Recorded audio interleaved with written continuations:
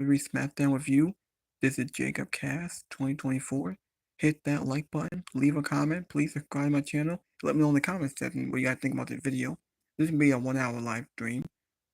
We're going to talk about the Smackdown after Mania. We're going to talk about having the show tonight. This is how the show ended with a great main event, great TLC triple threat ladder match with the Street Profits retaining their tag team titles against DIY and the Motor City Machine Guns.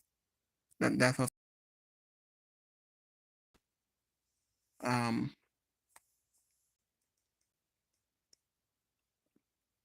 actually want to fast forward, try to rewind back here.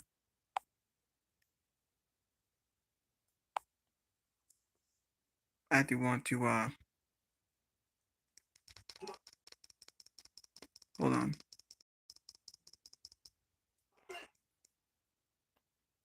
Hold on. I actually want to rewind back here. Now, as for the pay-per-view, NXT World Collide and Money in the Bank, they're in Los Angeles on Saturday. I think they're both on Saturday, on June 7th. So, Money in the Bank is actually happening pretty early. As you guys know, Backlash is on May 10th in St. Louis, Missouri. They already advertised Randy Orton and John Cena for that pay-per-view. It's like a 2-week build. And then we got Saturday Night main event on May 25th and a couple of weeks after Backlash. They did not announce a Saudi show, but Money in the Bank on June 7th. It's happening pretty early. Usually they have it in July, but now they got it in June. Okay, so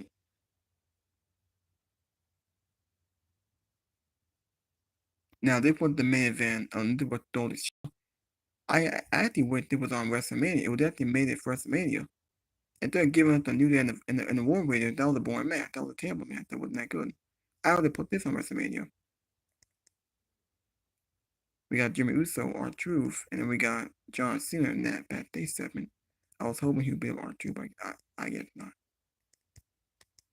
So anyway, there's the main event, Backlash for the WWE Championship on Saturday, May 10th. John Cena and Randy Orton. That's going to main event the pay-per-view in 2 weeks. We got the return of Aleister Black. He actually came out, hit the black mat on the Miz. It wasn't a good one. I don't think he connected with that on the Miz, but we are getting next Friday. Should be okay, Matt. I'm not really looking forward to what they're gonna do with Aleister Black on SmackDown. Is that it, or is there any more? John Cena and R-Truth. There was no Paul Heyman, Roman Reigns, or CM Punk. We'll probably get on Raw.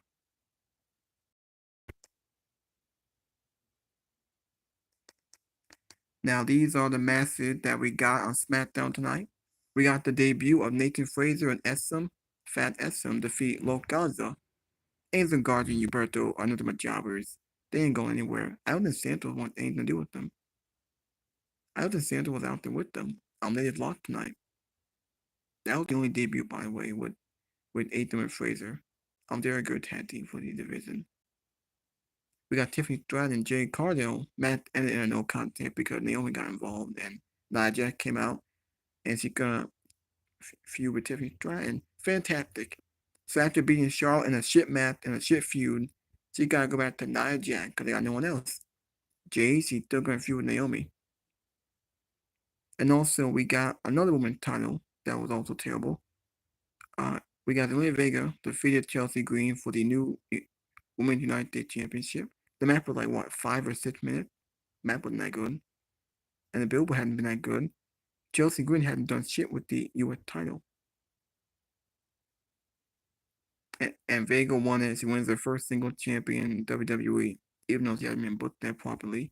She's been getting no reaction lately. We also got Drew McIntyre versus LA Knight. Winner faces Jacob Fatu for the United States Championship. The match ended in a DQ because Damian Priest got involved. And then they all brawled, and Jacob Fatu came out the strongest. We could be looking at a fatal 4-way. Drew McIntyre in the mid card. I don't know why. Probably because there's no plans for him to be in the world talent scene, and it won't be. I was hoping if you were Cody Rhodes. We did not get Cody Rhodes on this show. I thought that was just lame.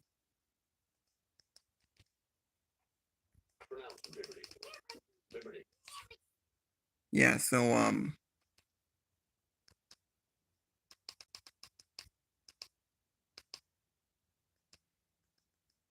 alright. So this is what we got here. Backlash matches are made. Aleister Black. I think the best thing was probably the ending and the opening.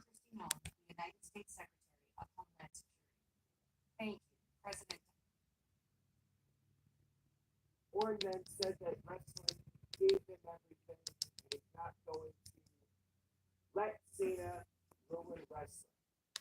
Cena will ruin wrestling over his dead body. And then Cena said that when he leaves wrestling, he will leave 3 generations of Orton's family erased.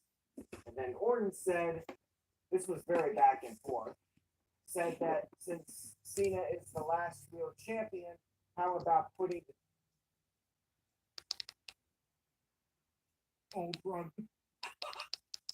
Announcement team buries Aleister Black.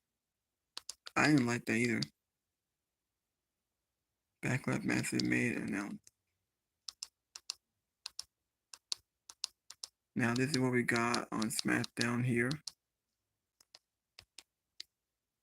Belt. He said he's holding this belt forever.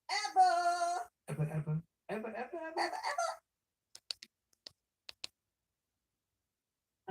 Bryce is right. Yeah, no, either way. Again, I would still say, and we can discuss this at a later date if we need to, or chat, you can let us know.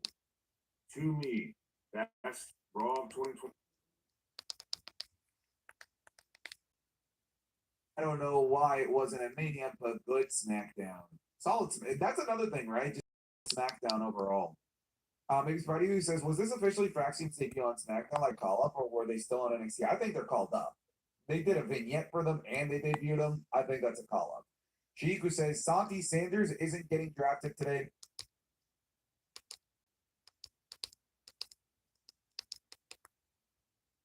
Let's just get to Mania. Let's, the wrestle,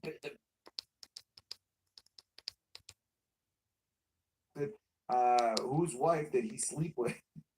Gorilla says, maybe we.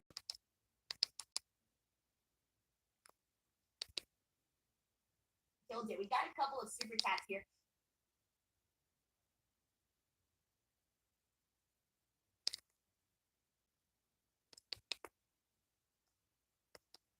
For the performers to be on SmackDown rather than WrestleMania, though it was absolutely a WrestleMania quality match. And Montez Ford is kind of built for a tables, ladders, and chairs match. He came through, but everybody came through in the midst of that. Lots of great spots, lots of great action. Time they would have or wouldn't have gotten on WrestleMania. So in a way, you're kind of right that they went into this with a more having to prove, having to show something, and got the time to do it. But the moments in this were absolutely incredible. One of my favorite, God, there was a lot. I can't even remember everything right now, but they recreated Jeff Hardy Edge spot, but they moments during this and that's really great. So here's the thing, Robin, and this is why I also want to take a second to put this over a little bit. You and I haven't been so hot on what they've been doing for the SmackDown Tag Team division. I feel like after this match, they completely turned that around where now, if they wanted to, they can continue this with this being a hotter division than it has been in the last couple of weeks. And don't mind me, there has been some sporadic good matches here and there, but this one, I think, has been the official turning point on how I feel about the SmackDown Tag Team division. Well, improves Mania. Right, but I think we kind of realized that WWE has to take an approach where they want to see more people on the show versus, let's make more time for this match because we think it deserves more time. Alright, now these are the news and rumors, by the way. The Rock target Dave looking at about the open. The Rock fucked up big time, recently ruined WrestleMania 41 in the main event. The Rock had lame excuses and Mania excuse. The Rock brings his Mania absent damage control. Now Solomon is not doing a review tonight, so he's not here.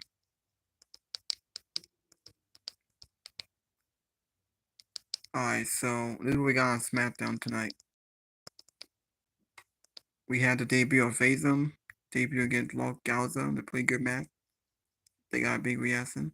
They beat the Jobbers and Angel Garza and Humberto. We had a very good 7 with Randy Orton and John Cena.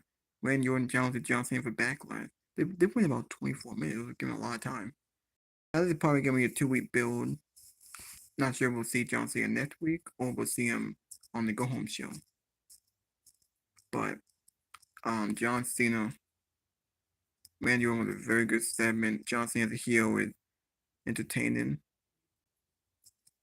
Not sure if I like him wearing green. I was hoping he wear black, but I don't know why he's wearing green.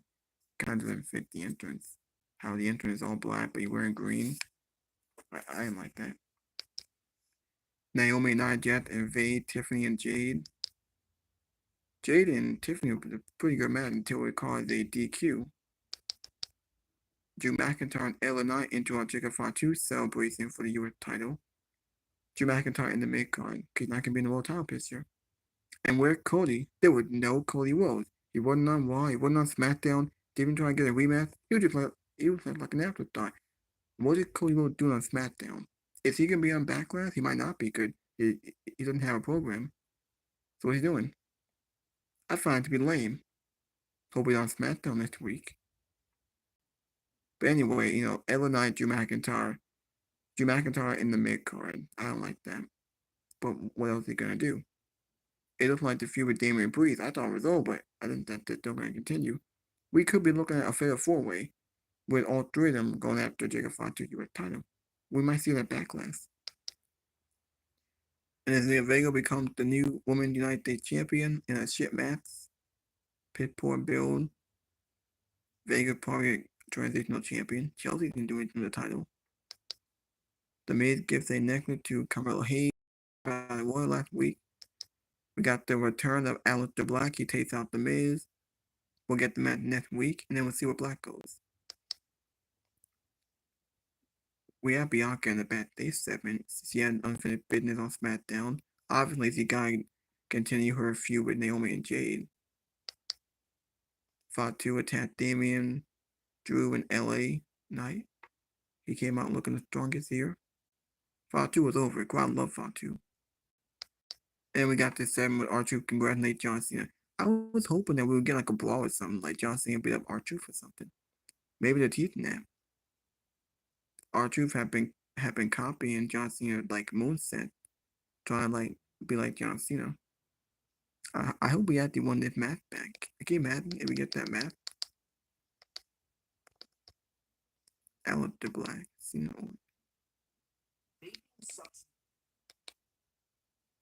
In your Humper chats, we got so much happening on Fightful Select. OMG, I can't even tell you, but I can't tell.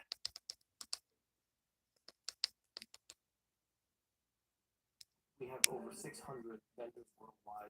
There's a lot on our plate. Way too many.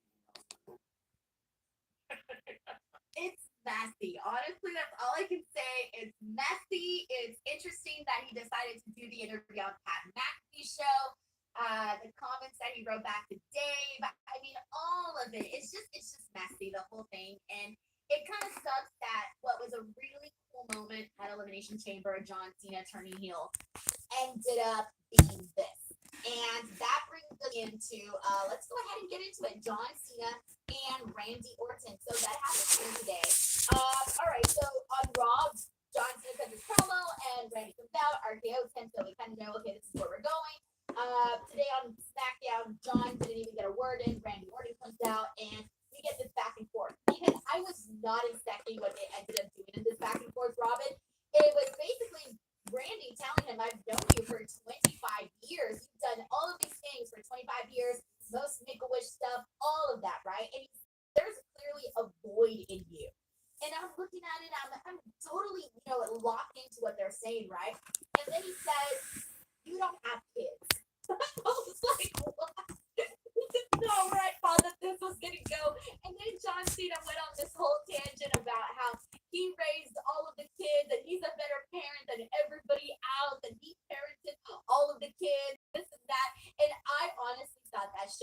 hilarious because it was so out of left field that I wasn't expecting it. That it really, really threw me off there. But I mean, this ended with some more back and forth between Randy and John. They made the match official for Backlash, and Randy gets an RKO at the end of this segment. So for me, I thought this was a perfectly fine segment. I was interested in it. I laughed. I didn't hate what he did. It's kind of silly, it's kind of goofy, but I didn't hate it. What did you think, Robin? Yeah, I just can't. I'm watching all this stuff and I vacillate between like awkward. Is this awkward what's going on, or am I entertained by what's going on? Right. Yeah, and somebody delivered that line. I felt that way. And John Cena's entire now arc or whatever you're calling it, I kind of feel that way because I'm like, all right, they sort of cheered him at WrestleMania, but he got the moves tonight. And some of his lines land, like the one about I raised your kids land, but he keeps cutting promos on the crowd every time. That's basically he's cutting the promos again. It's sort of strange to see him.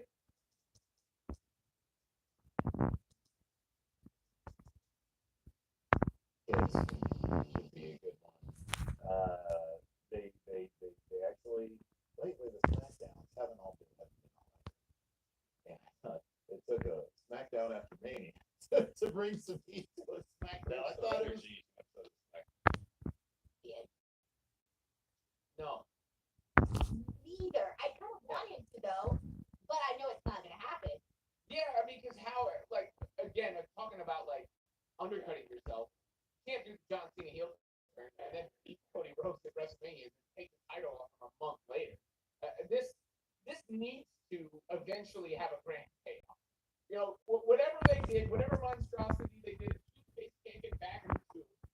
But it better brush my teeth. Or as long as the teeth are healthy and brushed, we can move forward with that. No, but I get you. I get what you mean by this. It's just yeah. I sort of I feel that way too, Robin. Sometimes where I'm listening to the promos, I'm like, this is funny, but is it good? Is it good in the grand scheme of things, right? And that how everything plays out will continue to be seen, right? But as of right now, look, I don't hate this. I'm invested in Randy and John Cena. I care about where they're going with this, and I'm just like, God, I'm just hoping that this gets better than what we saw. It's just so disappointing that things went down the way that they did with Cody. And I want to see Cody also come back and redeem himself in the sense that they made him look so silly at WrestleMania. I don't want Cody Rhodes walking around with an L above his head. You know, like he needs to come back and redeem himself, not just by winning back the championship, but by winning back the people in the sense that I'm not saying he lost the people or anything like that, but you don't want anyone to think of you as like, oh, you were dumb at this match. You don't want anyone thinking about that. Exactly. You don't want to be seen as a tool. No, you don't. And that's where I want him to redeem himself. Yeah, and he's been pulled out a few times. I mean, the puppy dog face with The Rock taking his spot last year, which worked out really well in his favor eventually. But then even the whole Rock selling your soul thing, he waited a whole damn week. What are you doing? You shouldn't be waiting a whole last week for that, bro. Any normal person would be running out of the building. Yeah, exactly. So he's contemplating, do I get to save my soul? And then after that happened, we find out it was all rubbish anyway. That there was never actually going to be a ride that he was taking us on. And then finally, Hearing you say this makes me really sad. Like, as a Cody fan, what are they doing to Cody? yeah, and then the end of the match, like, oh no, I'm not gonna do it. By golly, I'm not gonna get you the belt. I'm too much of a good, outstanding, fast competitor. I was screaming, Robin. I was saying, Cody, hit him. Hit him fucking damn. Looking. I felt like jumping into the screen and grabbing that belt and doing it my damn self. That's what that moment felt like. What are we doing here? Hearing you say this and recap it makes me feel really, really bad. Well, yeah, what happens to Cody now, right? Because he had this. I mean, he had one of the most organic, momentous things a year and change ago. And now you have all that stuff I just laid out. Plus, the crowd was cheering John Cena over him and sort of booing him a little bit. And then he does the cool thing. So how does he redeem himself from there? Like, and the Rock basically also was like, yeah, I wanted to turn heel. So what's going on? This is wild, guys. This is the timeline we're in right now. So I don't even know what to say. Let me get into some more super chats here. We got Anthony Giuliano here says, "Sad, my favorite is injured Bianca. Hope she gets back. Yeah, she's got some broken fingers, but damn, she put a hell of a match. They got themselves a 5-star match. Respect to those women." We got Sleep Boy here says, "If you ever see Drew McIntyre, tell him he needs to worry about paying his student loan rather than chasing the title. Sheamus exposed him on Hot Ones." What? I need to see this. I didn't see that about student loans. He still owns student loans. Own it? That's funny. I guess that's a statement to do, but I'm just trusting Sleep Boy here. Okay, I'm gonna have to watch that. Like, there's been so much. This week only.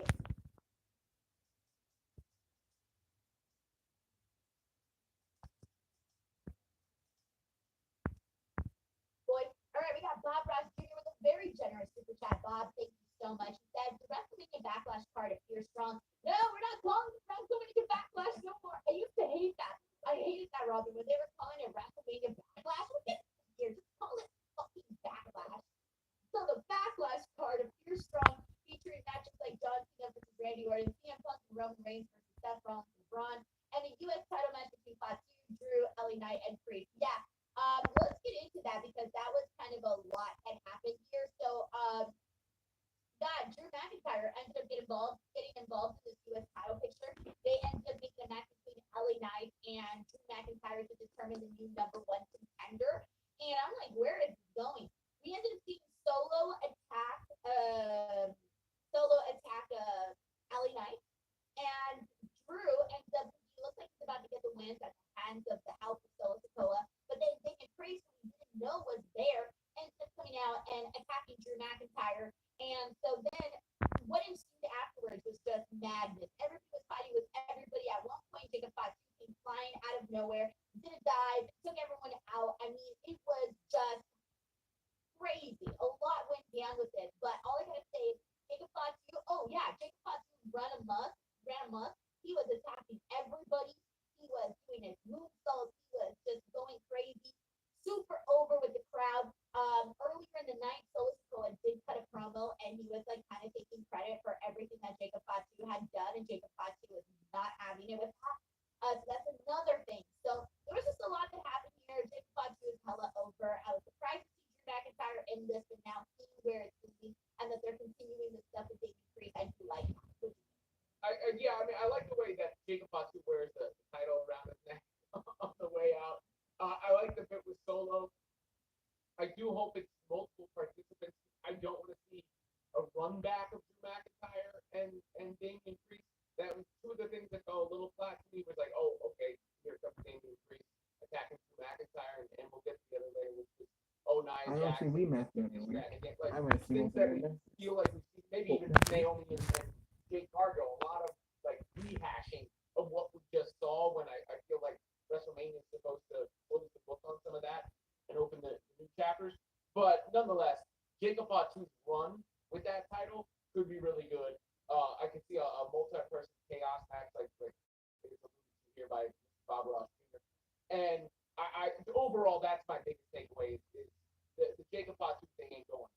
No, LA Knight and Drew McIntyre kept some good promo back and forth. I thought Drew actually got the best of that war of words, but Fatu just has this charisma and aura that's just working for him now. It's complete with some of his catchphrases starting to get over. People just like to say the Fatu, and they, you know what I mean? Yeah, all that stuff, all gas, no brakes, like all of it's working.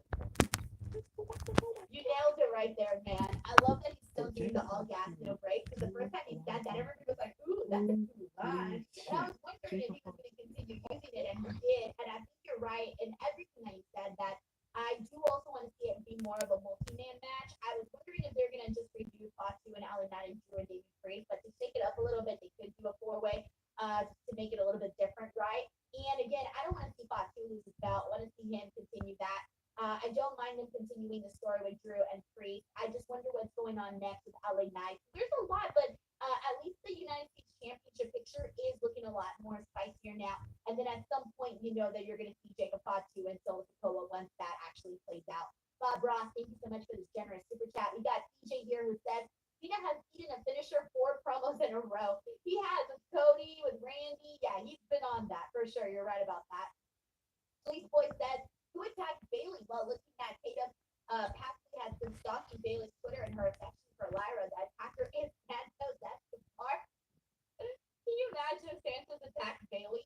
I don't know. Maybe they'll reveal that Becky Lynch ended up doing it. I'm assuming because she's a heel. That's the only thing I can think of right now.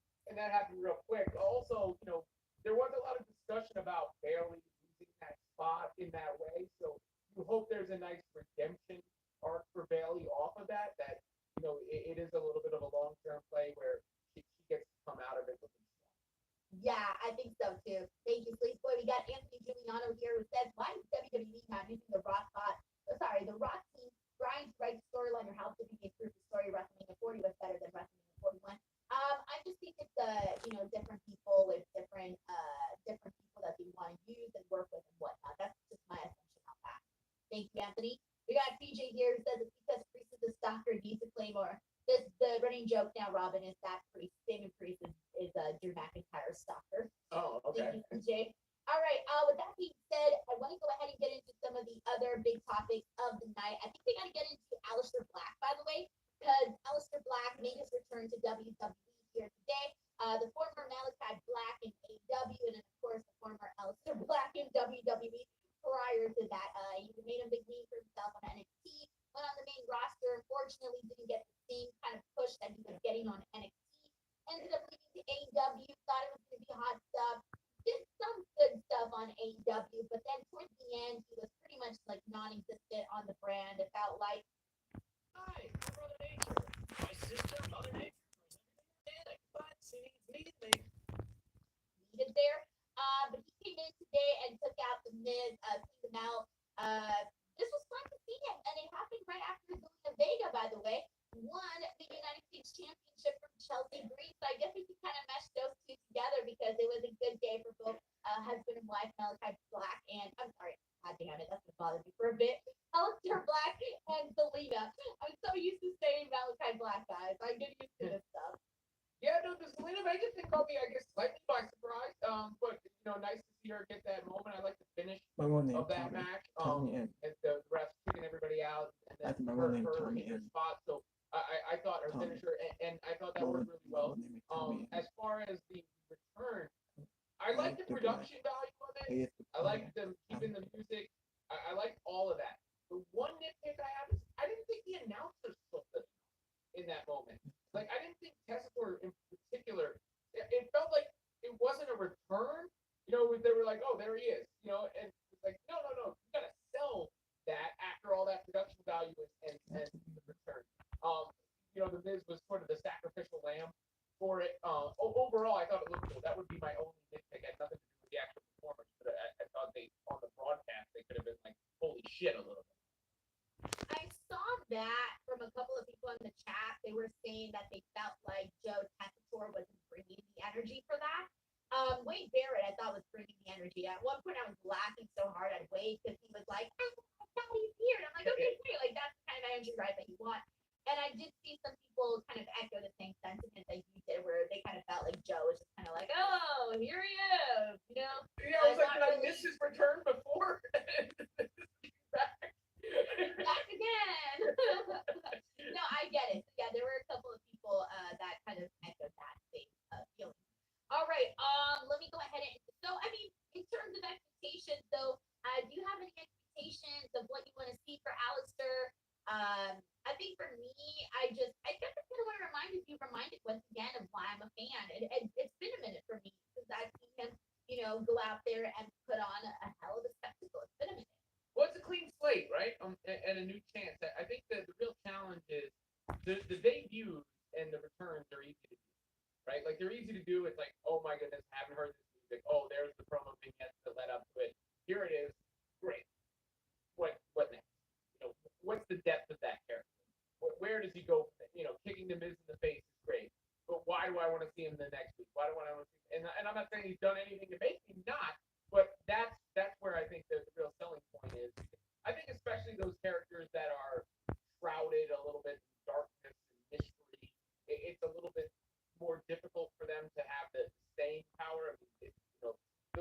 Six I'm not struggled with that. because In time. So that I think is the I'm not real gonna challenge. because it's a waste. What's his character going to be? What's the edge going to be? What's the direction for him going to be? Because you don't want to figure out quickly. The returns seem to get a good amount of investment. Yeah, I also thought his return was done way better than what they did with Rusev over on the Raw side. I was like, yo, that was weak. But at least they did a lot better with Alistair here. All righty, we got a super chat here from Anthony Giuliano who says we got 1 month left to money in the bank. Who is the hottest man and woman to win that? Any ideas? Possible Chelsea Green and Braun Breaker. Someone mentioned earlier today Naomi for the women's Money in the Bank, and I kind of like that, especially after today we saw Tiffany Stratton versus Jade Cargill. I was not expecting them to do this match. Loved what they did there. And afterwards, the match ended with Naomi coming in there and just going like running crazy rampant. All of these shots, she's just like hitting Jade Cargill. That was great. And then so she attacks her. Then Nia attacks Tiffany Stratton right afterwards. So I do like the idea of it being Naomi. I can also see it being Jade. I think that would be kind of cool. But yeah, there's a lot of different ways that they can go about it. With man, I'm not really too sure for the males who that should be. I guess I'm still not really totally on board yet with who I'd want. Has Logan Paul won a Money in the Bank yet? No, I don't think so.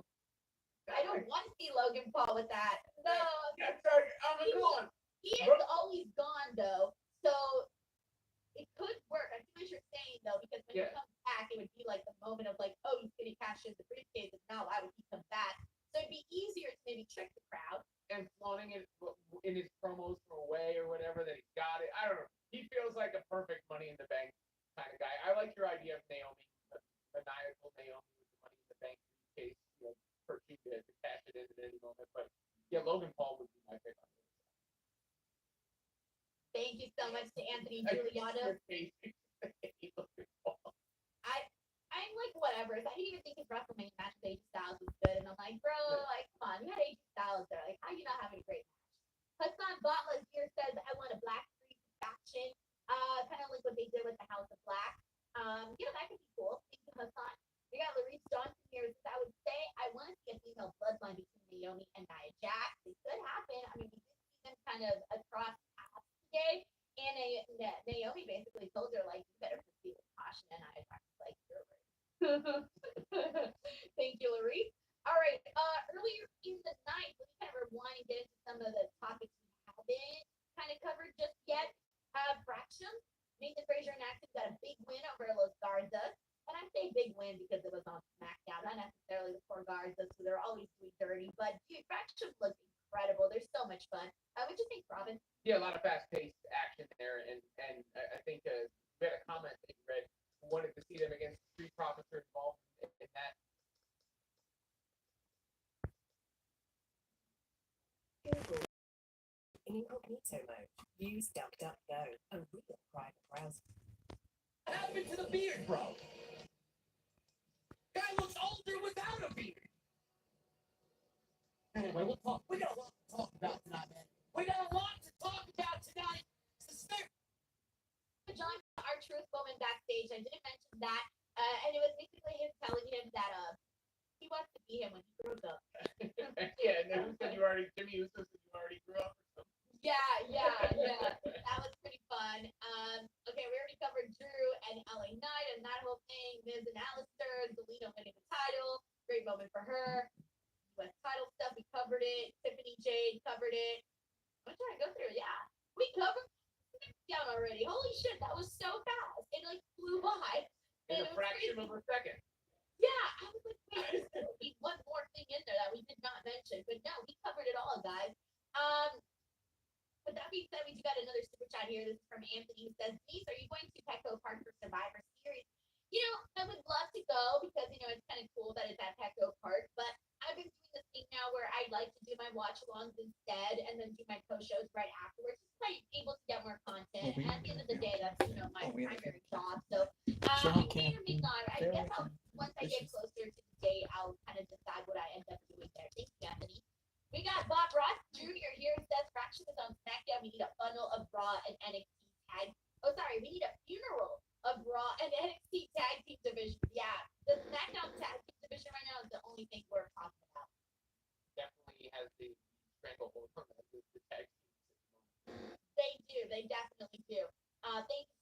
Bob Ross Jr. for your support. With that being said, guys, that is Friday Night SmackDown after Mania. If you enjoyed the show, please come. We're here each and every single Friday covering SmackDown, talking about the show, what went down, all of that. Also, do not forget to subscribe to the channel. I'm posting daily pro wrestling content.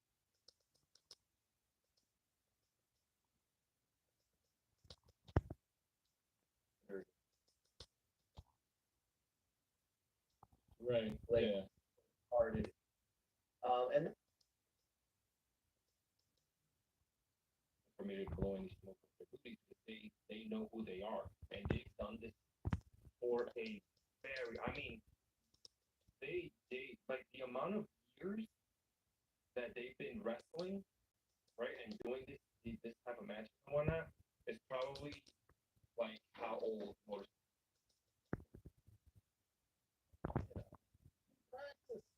We practice sometimes. Sometimes we sit here during live streams. Well, guys, thank you so very much for joining me right.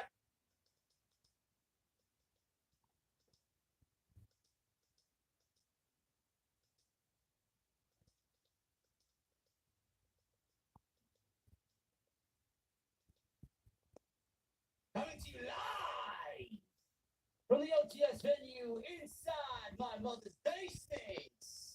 Thank you guys so very much for joining me on this Friday night, wherever you may be.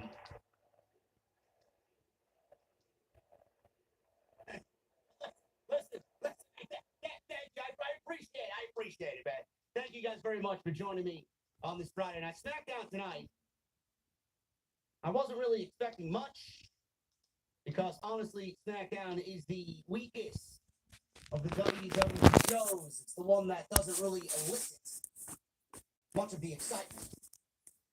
On the net, Raw is obviously the A show on Netflix. Even NXT is producing unpredictable, just random television that gets people excited on a Tuesday night. SmackDown has been not too exciting at all. WrestleMania. Usually what happens after WrestleMania sets the tone for what's to come in the spring and summer months. I didn't really get that feel from SmackDown tonight, being that we have Backlash in about 2 weeks. But all in all, I think WWE did a very good job of building towards their next PLE, which is in St. Louis on May 10th. Backlash. The word around the streets is tonight. Everybody is talking about the ladder match. TLC with the Street Profits, Motor City Machine Guns, and DIY. Johnny Gargano and a beardless Tommaso Ciampa. I don't know what happened, man. Apparently he had some sort of injury that needed staples, I believe. And that's the reason why he shaved his beard. He looks older without a beard. I very much would prefer him to be wrestling with a beard, man. He doesn't look like Ciampa, in my honest opinion. Beard or no beard, all 6 of those guys absolutely fucking killed it tonight. And they absolutely blew everybody away in a main event that was probably one of the best SmackDown main events in fucking forever, man. I can't even go back and tell you when the last SmackDown main event was that was as good as that. They fucking killed it. And clearly everybody is asking, well, what was it this, JD, for me, like 206. Why wasn't this on the WrestleMania card, man? I don't know, fellow geek online. I don't know. But I asked the same thing. Why wasn't this match on the WrestleMania card? Because if it was, it probably would have been the third best match on the entire show across 2 evenings. The only thing I could possibly think of is WWE did not want to overload everybody with the multi-person matches, even though we had one in the main event for night one. We had one opening night 2. We had a fatal 4-way for the Intercontinental Championship. What difference does it make if we added another one? This match tonight showed you why exactly it should have been the only tag team championship match on the show should have definitely been in place of the fucking New Day and the War Raiders. And it would have been a match that gave a lackluster WrestleMania a little bit more shine when people go back and kind of assess the entire weekend. Great match. We'll go over exactly the breakdown of what happened in the match. The Street Profits retain the tag team championships. Hopefully, this is the end of the tension and the drama between the Street Profits, DIY, and the Motor City Machine Guns. Now the Profits could have new teams to look forward to, or a new team who debuted tonight in the way of Axiom and Nathan Frazier, Fraxi. They are now on Friday Night SmackDown, the best tag team probably in all of pro wrestling, and they are coming to Friday nights. They beat Los Garza tonight in their debut match. So we'll definitely talk about that. Tag team title match, TLC, awesome. There was a spot, if you guys were watching tonight, where there was a prosthetic leg that was taken from the audience and used as a weapon. The Profits took a prosthetic leg from someone in the front row. You guys.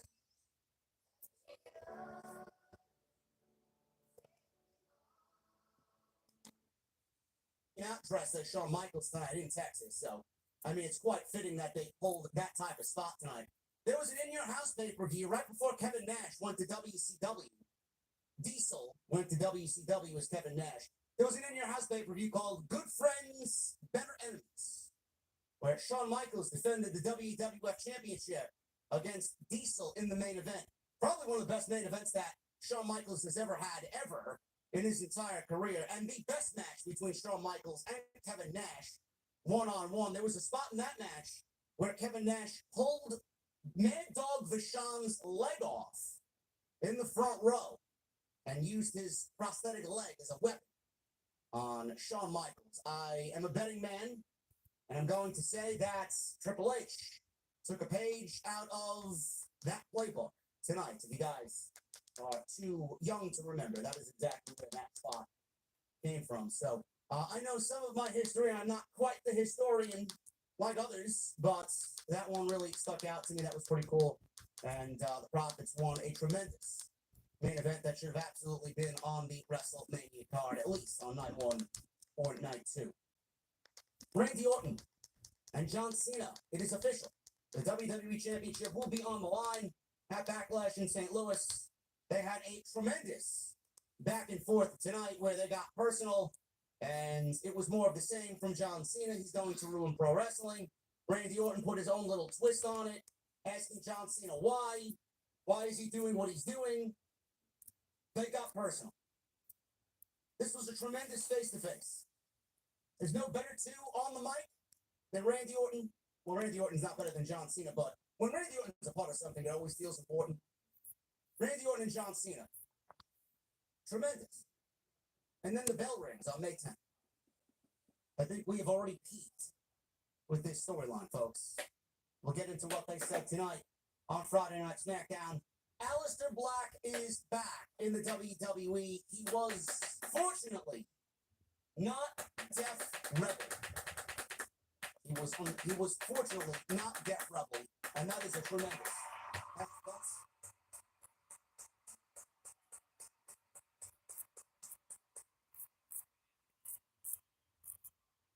He was spared the Death Rebel treatment, which is amazing. I don't know how WWE swindled that one. I don't know why some come back with their NXT themes and the others, they just get thrown to the fucking Death Rebel dungeon and are tortured to death. I don't really understand it, but he returned with his signature NXT theme and his signature NXT entrance, and it's fucking great. It was a segment that reintroduced him to the WWE fans. Fort Worth, Texas, the crowd energy for most of the show was awful.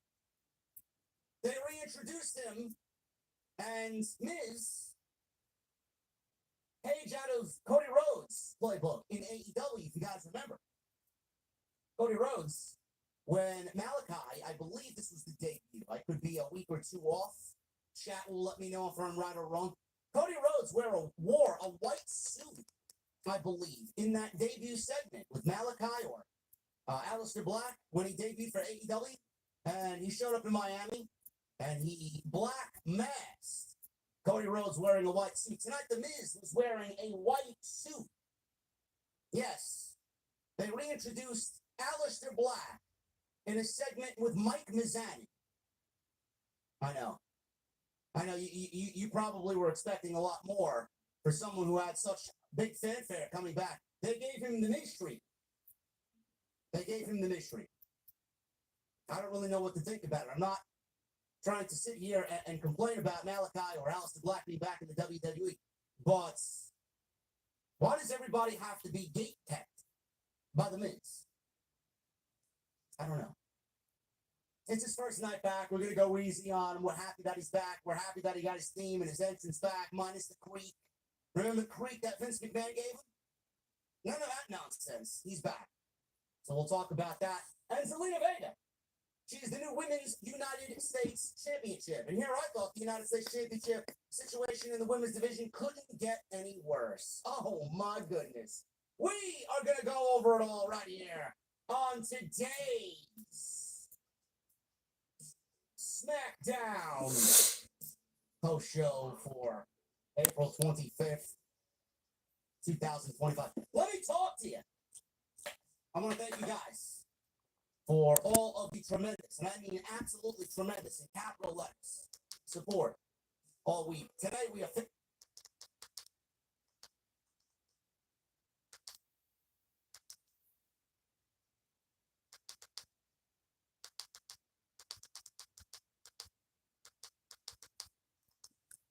I think that's all I talked about for SmackDown. I think that's all I talked about for SmackDown.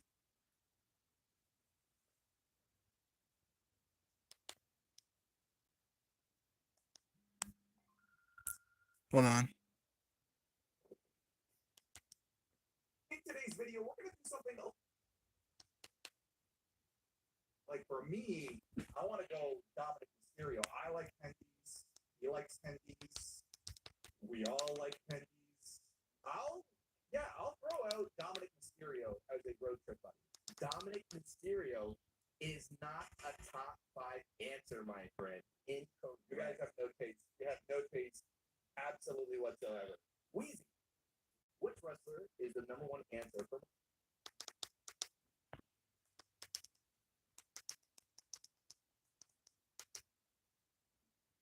No, that was on SmackDown. Rollins and Paul and Braun Breaker New Alliance. Wasn't that much on SmackDown, really. SmackDown was alright, it was decent.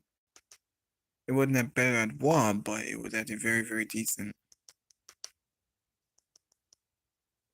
This is AEW Dynamite. These are the news and rumors.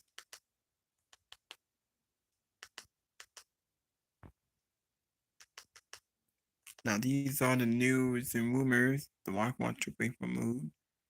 It messed with the Triple H and not The Rock. The Reed not a bomb. Girl, you tripping. Rock makes horrible excuses why he wasn't at WrestleMania 41. Now this is AEW. Bobby Lashley with just MJF from the Hurt Syndicate. The Rock buried Triple H, Becky Lynch, hot shot booking. They got nothing to bring a match to P. I thought AEW Dynamite after their best TV all year.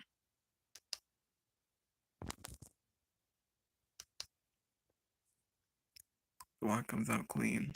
I don't want to be involved. Now this is NXT.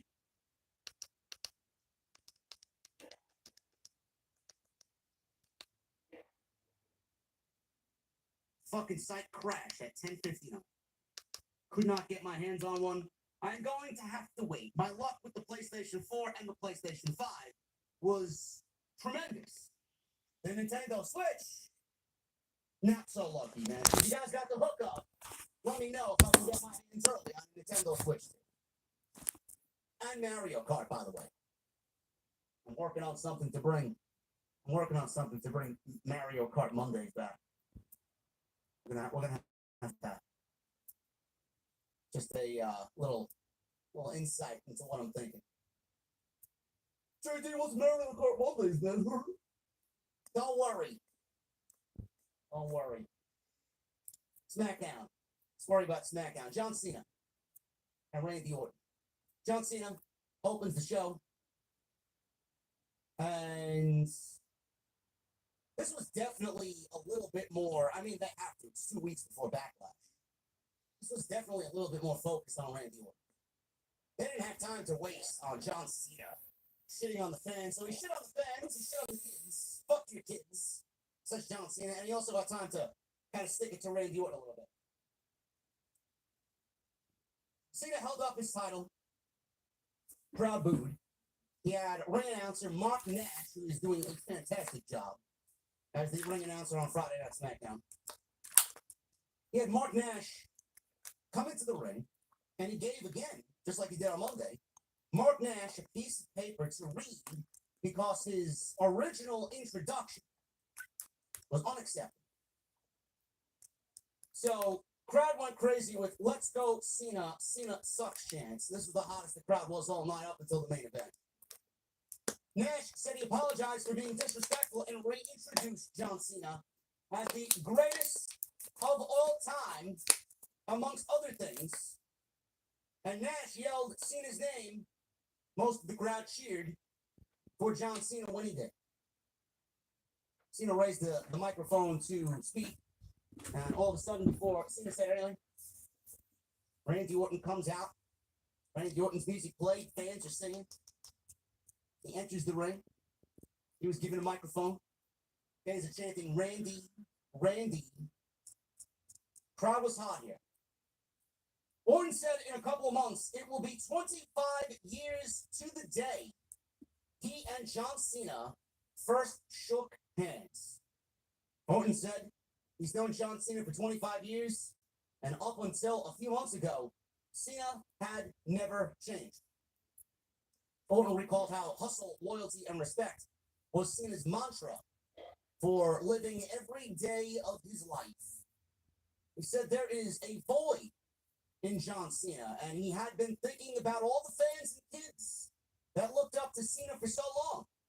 Orton said Cena and everything he did, generations and generations of kids looked up to John Cena, and that should mean something to him.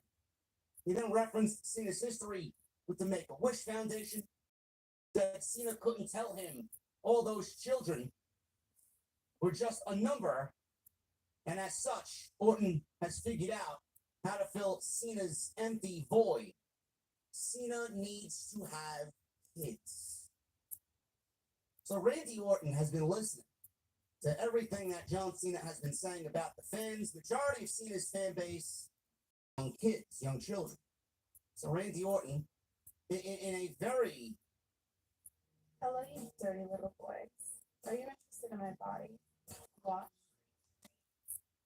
saying in the build with Cody Rhodes, as he's put down the fans more so than he's put down Cody Rhodes. He's taken what John Cena has said about the fans, and it's referenced this here tonight, and the empty void that John Cena has is because he doesn't have children. If he did, he wouldn't be speaking to the audience and the kids in the manner that he has been speaking to them over the course of the last 6 weeks. Orton said Cena needs to become a father. He basically needs to become Christian Cage, what he needs to do. And grow up, because it will make Cena a better human being. Cena starts to smile, and he replies with, "How dare you?" Cena then asks Orton how he could parent shame John Cena in front of the entire world. "Congratulations, Randy Orton. You had children, and you love them. Good for you." Cena said the real reason he doesn't have kids is because he spent the last 25 raising everybody else's kids. Cena said the real truth is that for the last 25 years, he has been a better parent to everyone's children than the parents to their own children have ever been. Cena pointed out a 6-year-old in the audience, and he gave him a finger. He gave him the middle finger and called it classy. So the kid gave John Cena the middle finger, and John Cena said, classy. Very classy. I find it to be actually very good, man. If I had kids, I'd teach the kid to do the same thing. Wave it proud, bro. Wave it proud. Cena says he has been policing brats like this kid for a quarter of a century. Cena told the kid to never bring a knife to a gunfight. He then followed that up with, I bet your loser father didn't teach you that one. Orton then comes back and said, fans are the reason Cena is in the ring and the reason Cena made it to Hollywood. Orton said without the WWE Universe, there would be no WWE, and the fans are the biggest reason Cena is still around. Orton said he made a lot of mistakes throughout his career, but he can go into the locker room and hold his head up high because he gets the respect from his peers. He then said he's here to stay while Cena is just a guest. Meaning that Orton just signed a nice cozy 5-year contract, so he's going to be here for a very long time. And John Cena is in his retirement year, and come December, he is going goodbye forever. Cena said he used to believe Orton's perspective in that without the fans, there would be no WWE. He said he used to think everyone won together, but wasn't everyone. It was only Cena who won. He then referenced the Let's Go Cena, Cena Sucks chant that the crowd usually does on cue. He obviously mentioned that. We got another round of chants from the crowd. Cena called everyone hypocrites. He then said once they get tired of Cena, they can put their energy into any other superstar, but if the roles are reversed, he's labeled an outcast. Because of all of this, Cena said his relationship with the fans is not functional. He said the fans are manipulating the truth and called out someone else in the crowd for dressing like movie star Jack Black. Cena said he is labeled an outcast and guest for simply trying to do something different. Orton responded by saying he was so stupid for thinking he could go out there and Cena would listen to what Orton had to say.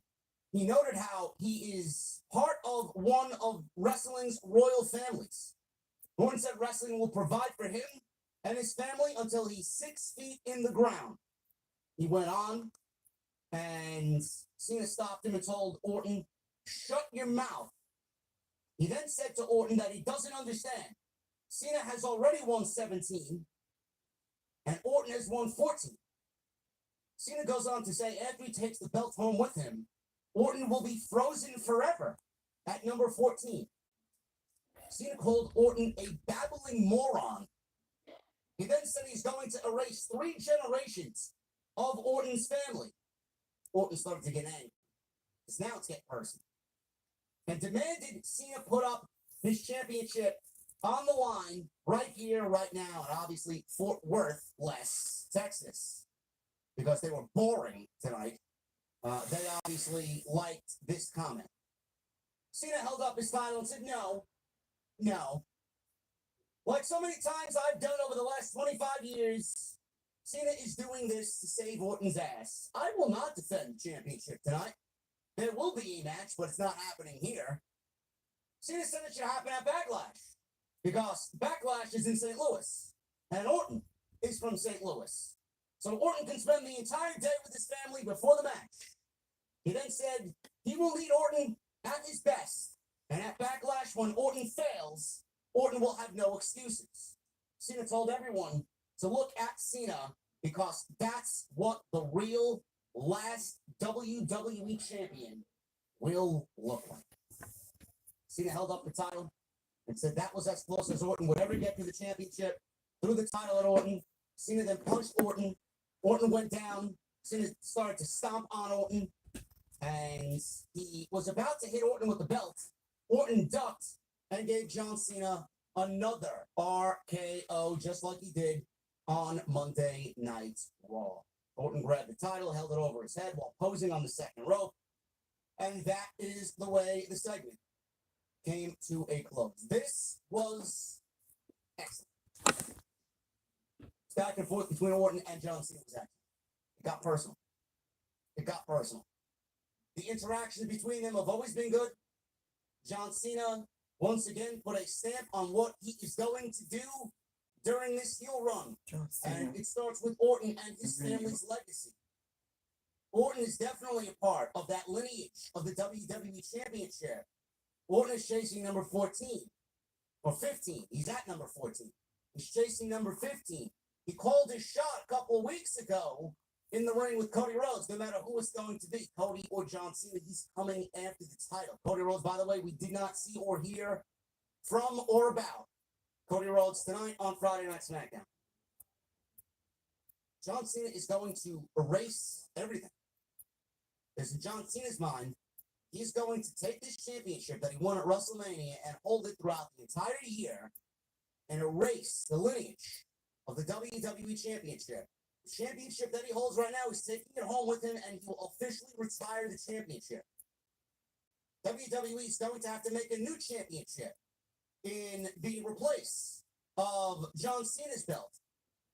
And the lineage will start all over again, and he even mentioned to Randy Orton, you will go back to 1. So John Cena is going to ruin pro wrestling. I like what John Cena is doing. I like what John Cena is saying. I do. I love Randy Orton. Anytime Randy Orton's a part of something, I just feel like the importance of it is just palpable. It's just there. So is John Cena. On the microphone, back and forth, they were great tonight. When both guys are in a major program with whomever, they are great on the microphone. It's real. It means something. This was that. And then the bell rings on May 10th at Backlash. I don't want to sit here and already write the match off, because I have already had fucking geeks online when I posted this same exact thing, but in tweet form. Then the bell rings. Don't discredit them already. You're already writing John Cena's first title defense off? Yeah, I am. What the fuck are you gonna do about it? Did you watch WrestleMania? We don't really have a glaring fucking, unbelievable match that's staring us in the face that we can really base John Cena's fucking title reign on. WrestleMania. The match at WrestleMania with Cody was one of the worst championship matches in WrestleMania history. Exactly. The match was fucking boring. The match was terrible, and the ending was terrible. The title change was terrible. How we got there was awful. The fact we had Travis Scott, there was no Rock, there was no Rollins or Heyman, nothing happened. It was shit. And we've seen some worse WrestleMania matches. It's not the first time that John Cena's had worse WrestleMania matches. I mean, just go back to WrestleMania 27 with The Miz, WrestleMania 29 with The Rock. Yeah, you want to sit there and put your faith in John Cena and Randy Orton having a great match. If Cody can't bring into a good match, what the fuck do you think Randy Orton's gonna do? And we've seen this, man. These two have feuded for years in WWE. Now, this might be the last time for...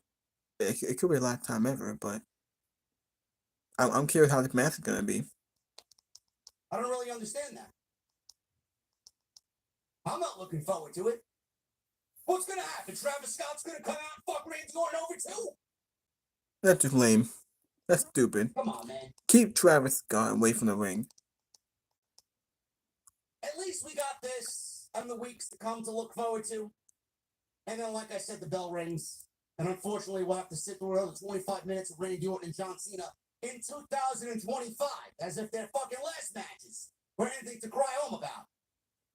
It is weird, though, to see John Cena in 2025 a heel, and Randy Orton in 2025 a babyface, and they are opposing each other in the opposite roles. It's kind of fun. Definitely offers a different dynamic. This was great. I thought this promo, this segment, this face-to-face, it was great. Not looking forward to the match yet. Hopefully they prove me wrong. Hopefully they prove me wrong. I am not writing them off yet. I am simply John Cena gonna be basing my on. opinion off what we John just Cena gonna saw be on on show next Sunday night. And if Sunday night is any indication about what we are expecting from John Cena, I am not expecting anything on May 10th in St. Louis. Proceed with caution. It is not just a catchphrase from the lovely Naomi. Why are we going to add stipulations? Zero Kyber says, would it be more interesting as a new DQ match? Are we just going to hide John Cena's title reign behind smoke and mirrors? I don't want to see that. No. If the match called for it, then maybe. But we're not just going to add a stipulation because we need to compensate for John Cena's lack of. Fraxium. They are debuting on Friday Night SmackDown. Nathan Frazier and Axiom. They make up the best tag team in all of pro wrestling. And that is. I'm Christy. If you're only maxing out a 401k, you could add a Robinhood IRA with a 3% contribution. Angel Carson's got a great person.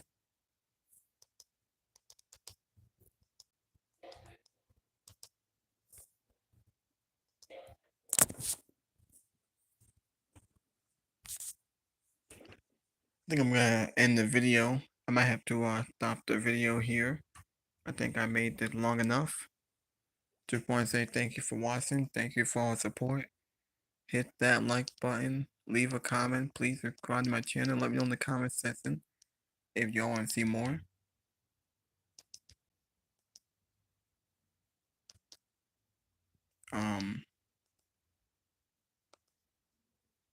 Yeah, so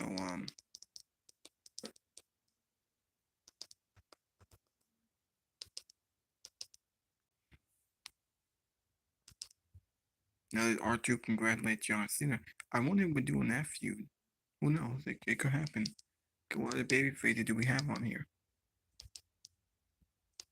Now Cody Rhodes was on the show. I don't know what we're doing with Cody Rhodes. What's he gonna do? Hope he's on the show next week. Or is he taking time off?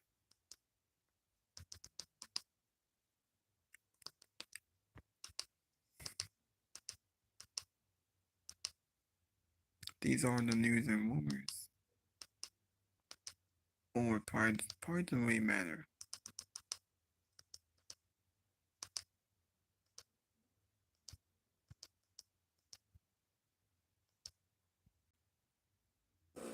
I'll probably just stop the video right here.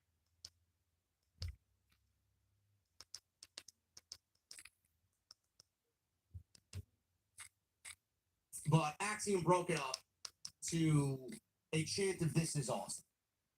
He then tags back in, does Axiom. They tried to blows. Him and Angel did. Angel went to the top, but Axiom cut him off. Frazier tagged himself in. Axiom hits a beautiful Spanish fly off the top rope, while Frazier hits a beautiful Phoenix splash for the 1, 2, 3. Crowd was big time into this.